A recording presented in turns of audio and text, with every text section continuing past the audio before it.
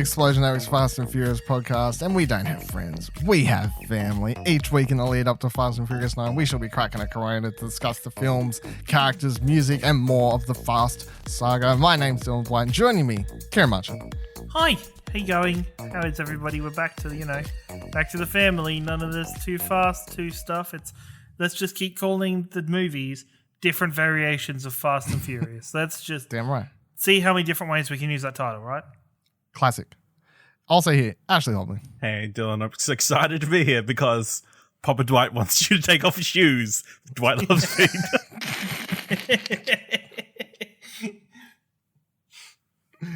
What a character. Talk about characters that should come back to the franchise. Papa Dwight. So this week's movie is Fast and Furious 4, also known as Fast and Furious Without the those. Yeah, it's Fast and Dulles. Furious. Fast and Furious. Also Released in Fast 4, right? Fast. I don't know. Yeah, well, I wish. That would have made heaps of sense.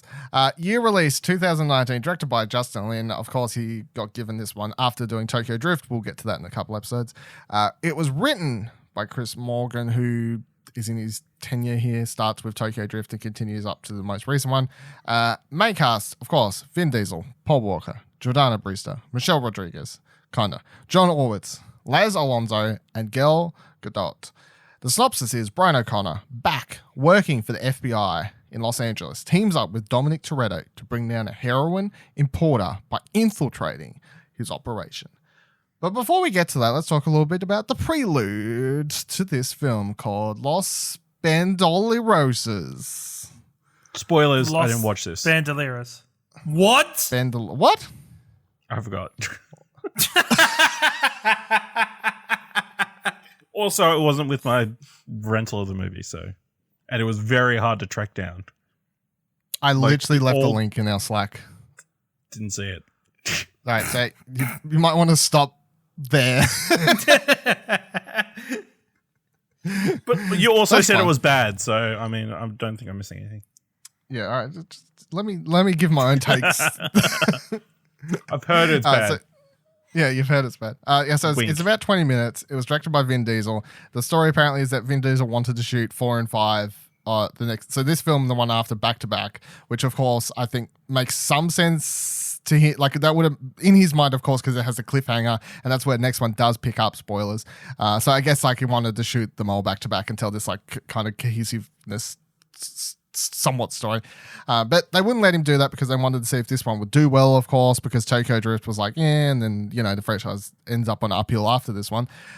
So to compromise, they gave him a little bit of money and a little bit of time, and they let him shoot this short film, 20 minutes, a lot longer than the short film we talked about last week, and I guess it has like one interesting tidbit information in it, but other than that, it's just kind of, to me, watching it, because it starts with this whole like breaking what are the characters' names? I've got them down here somewhere.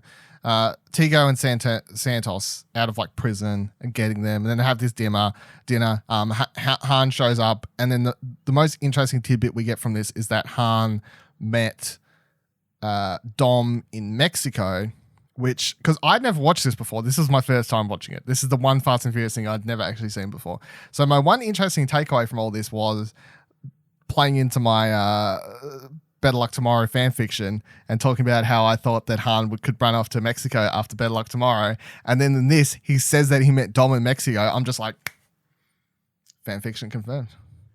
Han ran off to Mexico following Better Luck Tomorrow, and that's where he met Dom after Dom fucked off to there, of course, at the end of the original Fast and Furious. And that's where the two of them meet, and they begin doing some stuff there. And then eventually Dom leaves, and then Dom calls Han over to Colombia, I guess, where they are in this. They are I Colombia. think so, yeah. Some place in Colombia, yeah. I don't No, think it's not Colombia. It's the Dominican Republic. Yeah, it is Dominican Republic. It is correct. Yeah, so he calls him over there to, of course, do the jobs, and that he calls Han in, and that's where you learn the jobs they're doing at the start of the actual movie, of course. Eventually, Letty shows up, and you have a whole awkward moment where like Dom has got his hands around some other girls, and it's like a callback to the first movie, really, is what it is. And then the next like 10 minutes, I don't know, nearly feels like 10 minutes at the end of this movie, it's just supposed to be a lot of lovey-dovey scenes between the two of them, although they're just not particularly interesting to watch. But to me, it really does play into the whole thing of like, I give Vin Diesel credit for what it is, which is that he really likes these characters and he really likes telling the story and whatever else.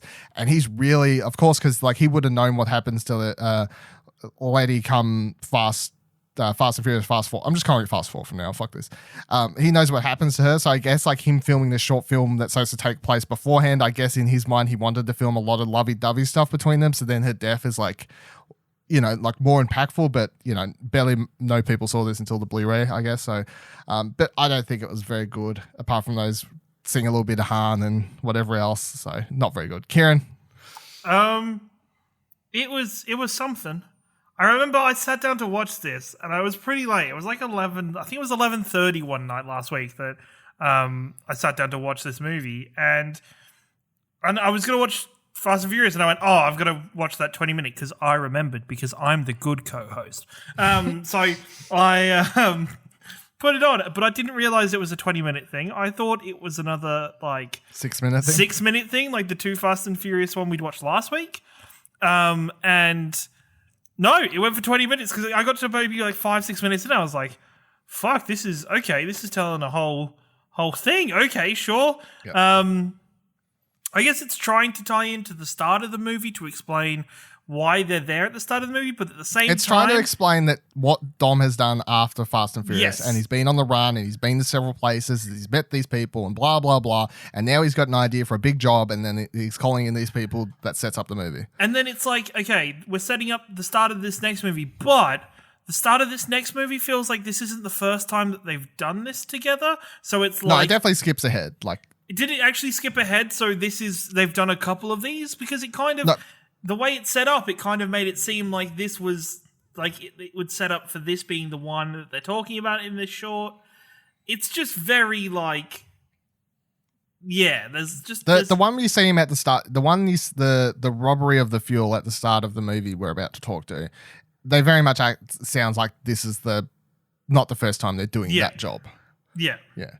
But in this movie, this short film, it's like he's calling them in to start doing those jobs for the first time. Like they haven't got to doing them yet. And that's important because like there's the part where they're talking about the woman who's cooking them all food and there's like little kid, and they like she's talking about not being able to like light the fire, the gas and whatever else there so that she can cook stuff because they're all out of fuel and whatever else, which that plays into the actual movie because they talk about how it's worth more than money there. Of course, when we get to the actual movie, they're not like taking it and holding it off for money. They are getting some money for it, but they're also letting people just refuel their cars for races and whatever else. And like they try and act like Dom's being like a Robin Hood somewhat, yes, I guess, is what they're trying to say. You know, as Dom does, he goes to a place and everybody respects him and he's a member of power somehow. And, you know, it's the whole thing about it. Someone calls him a godfather, literally, in this short film. Yep, somebody calls him a godfather. It's like, okay, whatever, you know. Some kid goes to eat and they slap his hand and they're like, you know what Dom is about You're gonna eating say grace. And stuff. I think the shining light for watching this, and probably the only thing that I've watched it and I'm like, cool, it was worth watching, but I'm never watching it again, was just more Han. More Han's always a good thing. Like I you know, and just Han complaining about shit when he gets there, just like you couldn't. It's like, well, is this a hotel? And yeah, like you could have put me up at a hotel or something. But other than that, it's I could have done without the Dom and Letty stuff at the end. Like it even goes to a point where it's like it drags out, and you're like, okay, this is the ending, and then it jumps. It looks to like a bad porno for like the start of a bad porno. It then jumps to like this weird montage of them doing stuff together, and you're like, okay, sure, cool, I guess. Like you do you, Vin Diesel. You do you, buddy. Yeah.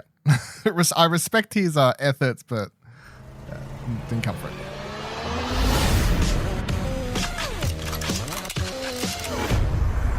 Just like old times.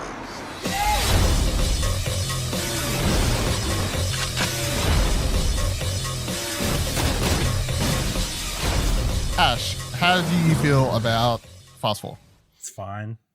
I mean, it's not as interesting as the other movies that we've done so far. I think it's probably the most boring one so far. It's kind of, very tame, I think. Obviously, it loses all the street racing. Well, there's one street race, which is kind of one scene.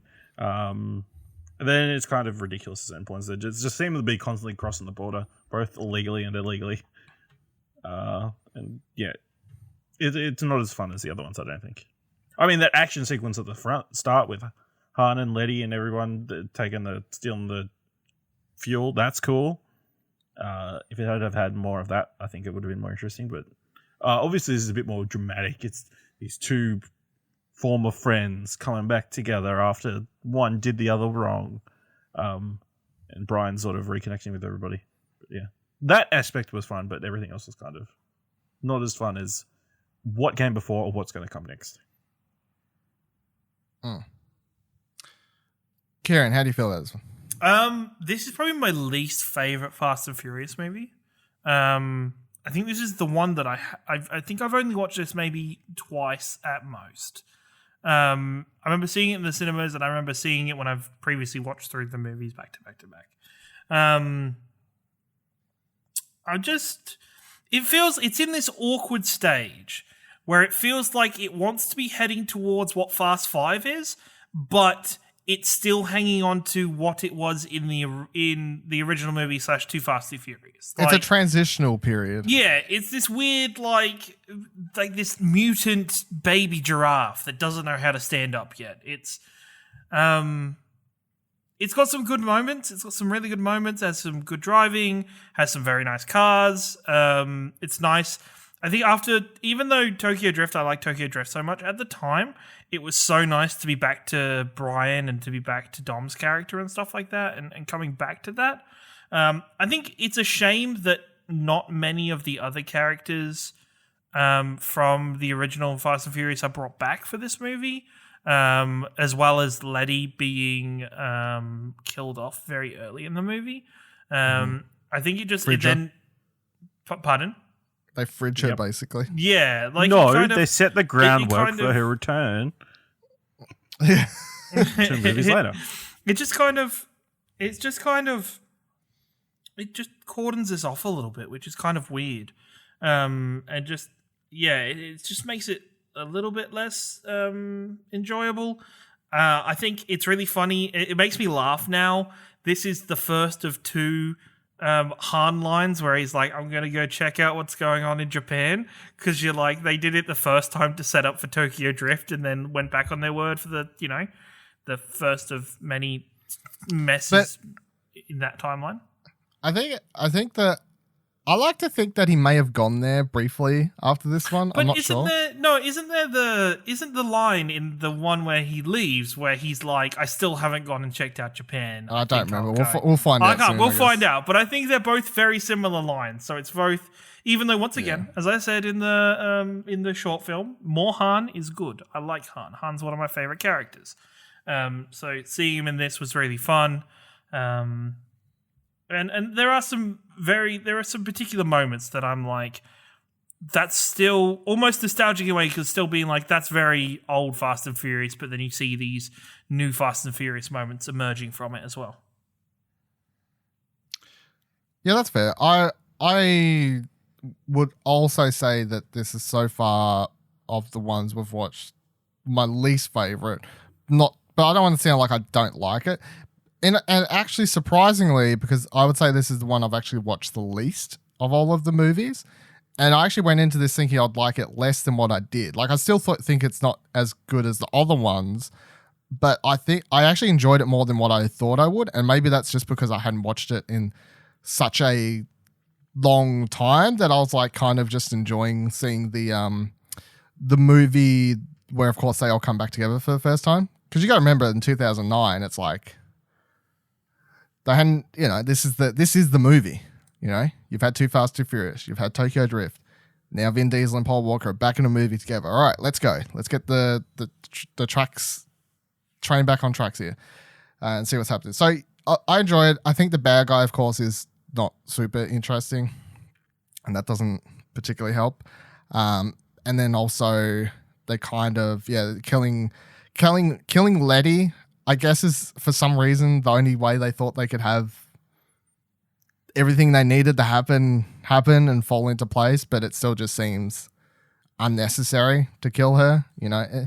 And even watching it, knowing that of course she comes back in a couple movies, it's still just like, I don't know why you needed to do that. I don't know if that was necessary to like, sure, you could have thought of someone, you could have thought of something else to get them to bump into one another to have to go through what they do. But there are also a lot of one-liners and little smirks and things. Like I enjoy the banter between Brian and Dom in this, like little sly jigs at one another, of course, when they're trying to be undercover together. Yeah, and that sort of stuff. Like the race and the fact that he spits it when he's like, I would have beat you if you didn't cheat. And then Dom's like, who said there's any rules? You know, like all this sort of stuff. There's like a part where he's talking to the bad guy's talking about like getting real racers and not people that are just racing for pink slips. And it cuts to a shot of Brian and he just like starts smirking, which, you know, is I think supposed to be obviously to the fact that their first race was for pinks, obviously. So little things like that I quite enjoy. And I also enjoy this. This is more like that I was saying about Too Fast, Too Furious, where it's like the full street version of Brian. This is like the more like in between version. This is the version like, that's been in the FBI or whatever for 5 years. Yes, but even when he's not there and he's supposed to be undercover, even that version of like, okay, I'm a little bit looser now, not like full FBI mode. It's still not as ridiculous as the one I think in Too Fast, Too Furious is, where it's like everything's a catchphrase, you know, like it's just like a nice sort of middle ground that is cool to see. So yeah, I do enjoy the movie though overall. Let's talk about the family. So Letty leaves the family, of course, in this movie. R.I.P. We'll see if anything changes as we continue for the movies. I'll be honest, I legit forgot that what happened to Letty in this movie. Really? I'm like, did she die during that fuel thing?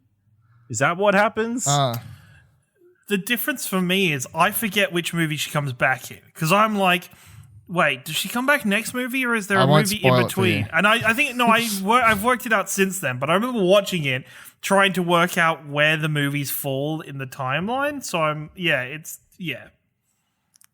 I can't remember who it is. Someone recently, when Fast and Furious 9 happened, I don't know if it was like someone in my family or something was like complaining about the fact that Han's going to come back and stuff.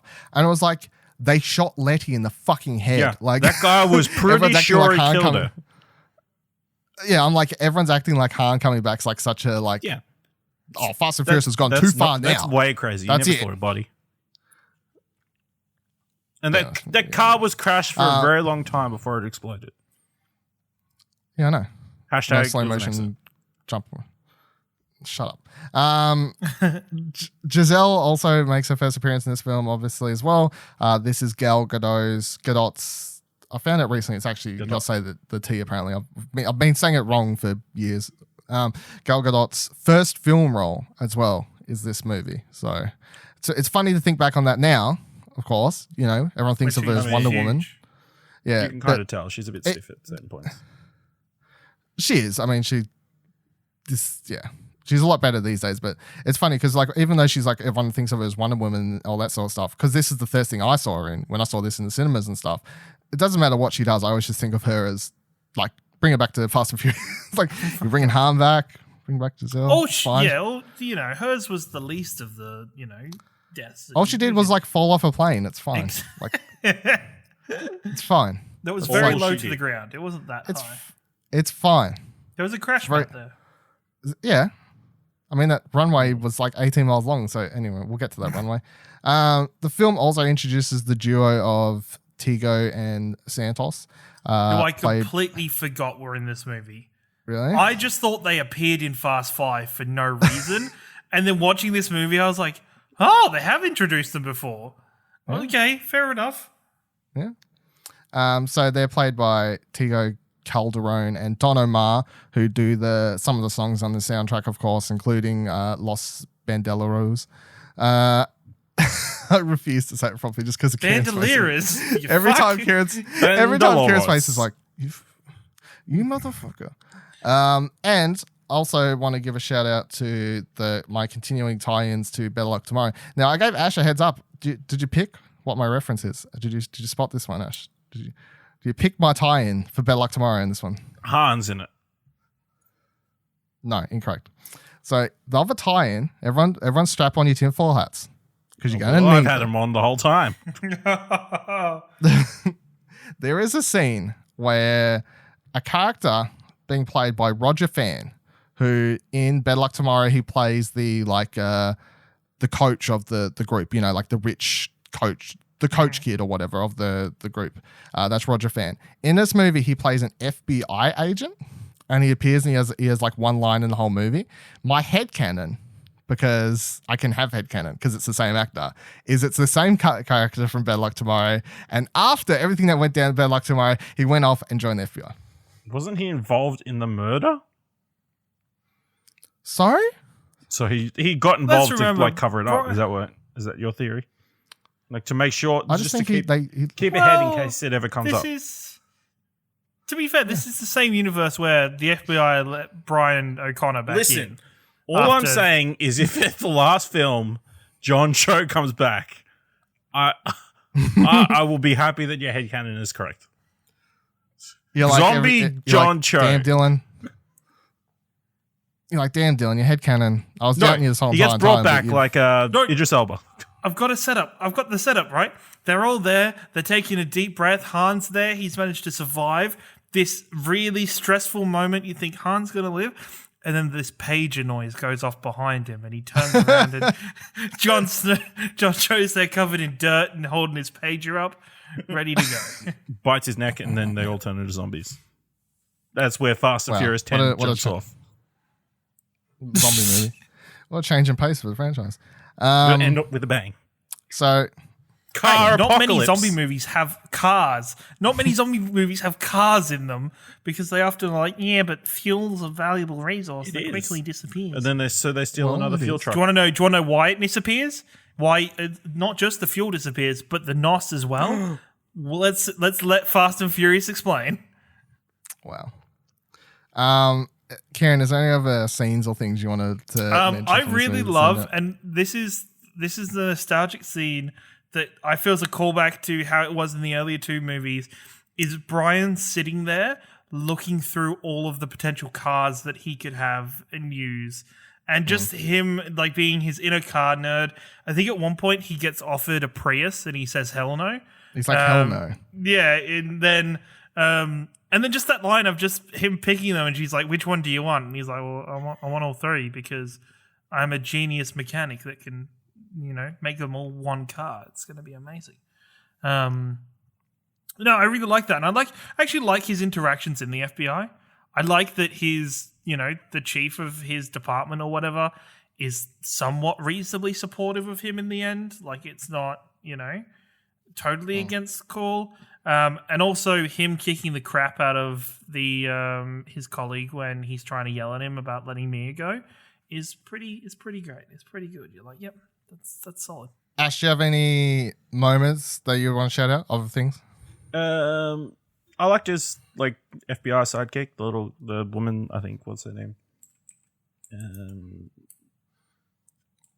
Trin, she was cool.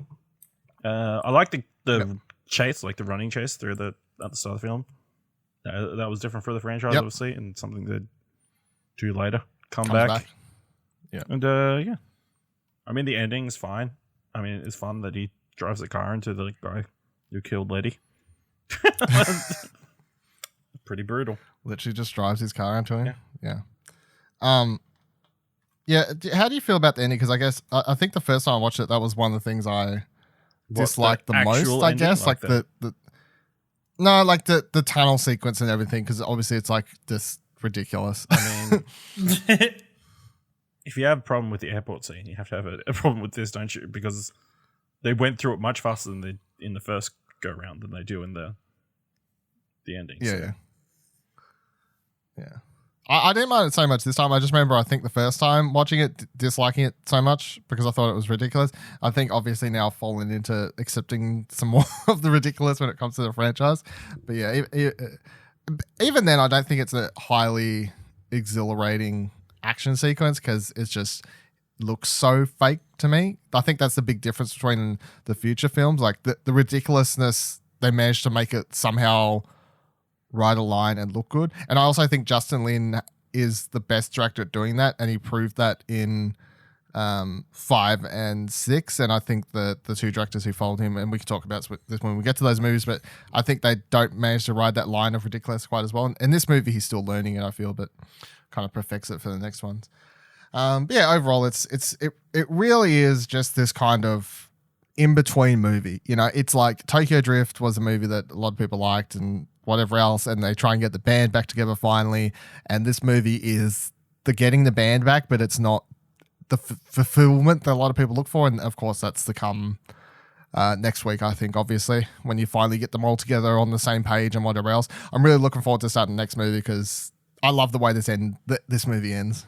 And I love how the next movie just opens without spoilers, but just like I love the fact that it cuts to all the cars and you hear the sounds, and then I love how it just ends on that shot of Dom's face. Like you can just hear that car, and he's like, "Huh, like they came for me," you know. Like, and I never know if it's a look of like, of course, like he trusted they would, or if he's like legit surprised that someone came and actually saved him. I don't know, you know. Family first. What is your favorite line from this movie, Kieran?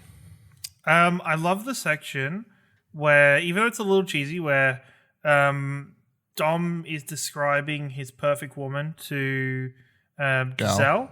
Giselle, and she goes, "Well, that doesn't sound anything like me," and he instantly is just like, "It ain't." Do you want me to read the quote? You know, yes, please. Starts with the eyes. She's got to have those kind of eyes that can look through the bullshit to get the good in someone. 20% angel, 80% devil. Down to earth. Ain't afraid to get a little grease under her fingernails. Is that your line too, or do you just have that? I'm IMDb open. I've got these quotes open. Oh. Look, I had the line open, but I wasn't prepared to read it out because that part is so fucking cheesy. But Ashley being Dom Toretto, I would like to start a Kickstarter campaign right now to reshoot all of Fast and Furious with Ashley Hobley as Dom Toretto for the whole thing. Let's go. I'm down. Kieran, what's your favorite? Ash, what's your favorite line? Sorry. Yeah, there we go. She did it for you, Dom. She did it for you. Letty came to me to clear your name in exchange for bringing down Braga. She just wanted you to come home. Get rid of it. We're cancelling the Kickstarter for the first time. Opening a new Kickstarter. Ashley Hobley one-man show the entire Fast and Furious saga. I mean, man, don't give me ideas about doing like a Fast and Furious radio drama. We'll just read all the stage directions. It's like a live reading, like they do with like other better movies, like with actual dialogue. I would love to do this. Just to get Ash to do more of these lines. But yeah, that is I think that's a powerful line. I think it had emotional impact. It's one of the more emotional scenes of the movie, I guess. My line is also from the same scene, I think. Yeah, it is from the same scene. You asked me why I let Dom go. I did it because at the moment I respected him more than I did myself. One thing I've learned from Dom is that nothing really matters unless you have a code. And then Mia says, "And what's your code, Brian?" And Brian responds, "I'm working on it." I like that part because it's like kind of admitting he does, you know, he's still working shit out, but he's trying to do the right thing. He doesn't know what the right thing is yet, but he's trying to get there. So I like that. And of course that plays into to the end of the movie where obviously by the end of the movie, he's decided the right thing is to get Dom out and go on the run. You know, that's what he's decided. His code has come by the end of the movie. I wanted to say another quote. Cool. What you got? Shout outs? Maybe you're lying to yourself. You're not the good guy pretending to be the bad guy. Maybe you're the bad guy pretending to be the good guy. Did you ever think about that? And if it was made today, bad guy would drop in right now. Yeah. Duh. And then Brian would just dance around for a bit. Fucking hell. It's not Spider-Man 3. Calm down. Pizza time. Kieran, let's go with you first. What are your picks for the songs to add to the mix this week? My picks for the songs are G-Stro by Busta Rhymes, and Headbust by Shark City Click. The ones I did not have, so there you go. Boom. Ash, I also had what are Headbust yours? by Shark City Click and Blanco by Putball. Putball? Putball. Blanco. Putball? Okay, fair enough. Surprisingly, no double ups at all here. So I had Bang Bang by Rai Rai and Mia, and then I had Crazy by Pitbull and Little John. So covered all the Pitbull angles, I think, and we got those. A lot of 6 Pitbull. songs. No. We got 5 songs because Oh no, there was one double up. There was Yeah, one that's right. double up, so we got 5. Yeah, Headbust. Headbust. Cool. Also, I think in general the soundtrack for this one is decent, and it gets worse next week. Ashley somehow was communicating to me at some point a couple minutes ago for some reason, and told me that apparently the soundtrack, like the score for this movie, was done It's in done like in 3 3 days. days. Yeah. Brian Taylor, whatever his name is. You just No? knew that off the top of your head. Didn't look it up on IMDb or anything. Just information you've absorbed. Oh no, I absorbed it like when we decided to. Spoilers. When we decided to do this podcast, I pretty much read the IMDb for every single movie that night. So what little I've absorbed is that. So if I Impressive. 100%. I don't know. No, I was it's just just sitting there watching impressive. something. I can't remember. Yeah. Okay. What do you reckon? I looked that up that fast. No, I just Fucking hell. honestly, I thought that's something you knew beforehand, but it's No. I absorbed that from that one night of reading trivia. I mean, in general, I read movie trivia for whatever I'm watching anyway. If you want to check out the playlist, of course, it'll be linked down below. It's on Spotify. We're building the ultimate Fast and Furious playlist. And looks like we're all out of NOS for this week. Don't forget, you can follow us on Twitter by heading to explosionnetwork.com/Twitter. Next week, we will be discussing Fast 5. There is no, for the future of the show, there's no more bonus things you need to watch. We're past the short films and random editions like Better Luck Tomorrow. We're just onto the Fast and Furious movies now. That's how it goes. That's Just so Ashley can't forget. Yeah, Ashley can't forget to watch something, so that's always a plus. So make sure you watch Fast 5 before the next episode drops next week, of course. And remember that hashtag justice is Isn't it coming. weird that they drink like out of NOS cans in this movie? Like NOS branded cans? No, but that's It's a drink. yeah, because it's it's an energy drink. Yeah, over there's an energy drink. Yeah, it's an energy drink. Also, is it though?